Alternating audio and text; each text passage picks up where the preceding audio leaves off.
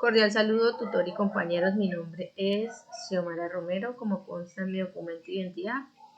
A continuación les voy a exponer la tarea 2, fundamentos de circuitos semiconductores y señal corriente alterna. Entonces, primero tenemos el periodo de la señal AC o corriente alterna.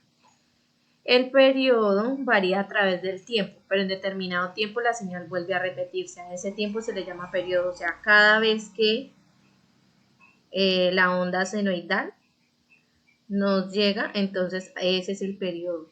Eso, las veces que esto se repite en determinado tiempo. Entonces, la frecuencia de señal de AC, la frecuencia de la corriente alterna, es el número de ciclos por segundo de una onda sinusoidal. Dicho de otra forma, la frecuencia es la velocidad a la que la corriente cambia de sentido por segundo. Su unidad de medida son los hercios o hertz, donde un hercio es igual a un ciclo por segundo, así como consta aquí en la gráfica.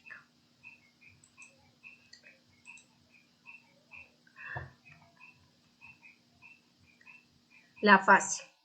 La fase es la medida de la diferencia de tiempo entre dos ondas senoidales y se mide en términos de ángulo en radianes. Entonces aquí podemos observar que la gráfica está cada 90 grados y esa es la diferencia de tiempo que hay entre estas dos ondas, entre la onda B y entre la onda A.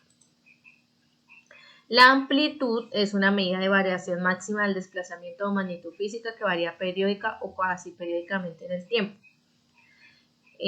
Por ejemplo, en la corriente alterna, la amplitud viene siendo esta, mientras que en la directa no hay amplitud. Y puede ser positiva o puede ser negativa. El valor medio y eficaz o RMS es el valor del voltaje en la corriente alterna, que produce el mismo efecto de disipación de calor que su equivalente de voltaje o corriente directa. Como por ejemplo, un amperio de corriente alterna produce el mismo efecto térmico que un amperio de corriente directa.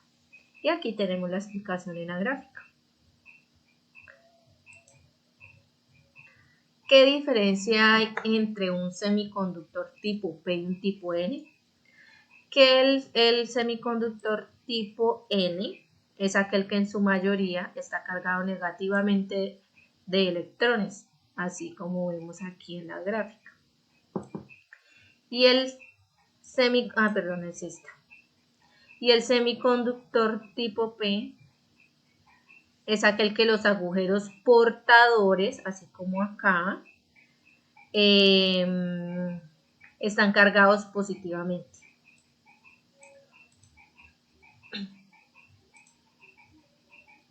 Entonces, un semiconductor tipo N se obtiene llevando a cabo un proceso de dopado añadiendo cierto tipo de elemento normalmente pentavalente, es decir, con 5 electrones en la capa de valencia al semiconductor para poder aumentar el número de portadores de cargas libres, en este caso negativos o electrones libres.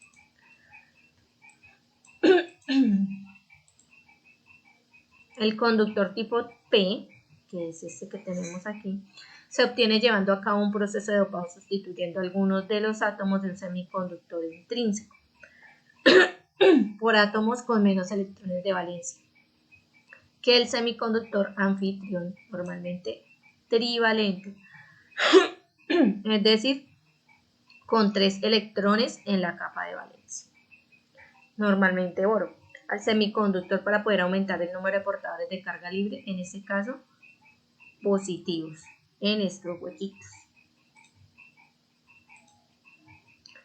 Eso es todo. Muchas gracias.